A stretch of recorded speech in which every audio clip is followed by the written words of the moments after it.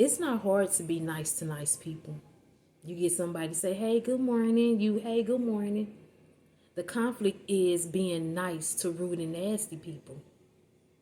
It's a conflict to be nice to somebody who you know then set up and talked about you.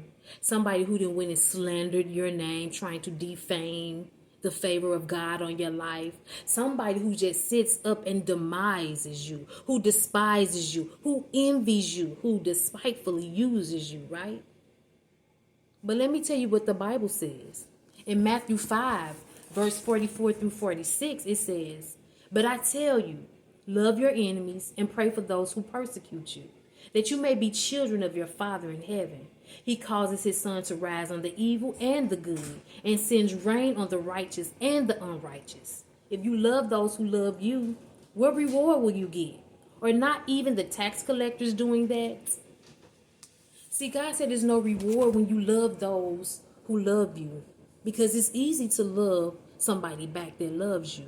The conflict is when you have to love somebody in spite of what they did to you, how they mistreated you, how they used you. You have to still show the characteristics of God from your heart to them, because he said, pray for those who despitefully use you. And although I know it's easier said than done, I know because I've been there. That's how I can preach and teach on the topic. I've been there.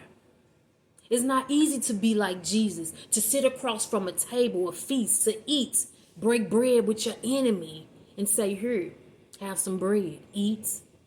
It's not easy. But that's our test here in this earth, for us to pray for those who we know don't like us, who we know sit up and wish bad on us. Because when you're in a relationship with God, he warns you of the hidden enemies. See, they don't think that we know, but because our relationship with God, he informs us of everything.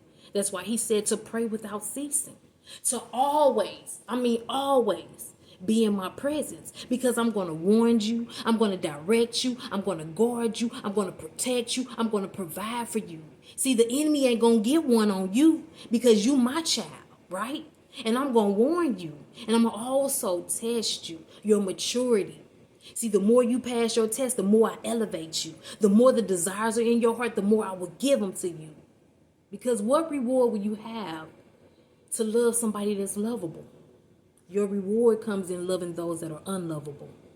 This morning, I encourage you to be intentional on loving the people who you know don't even like you.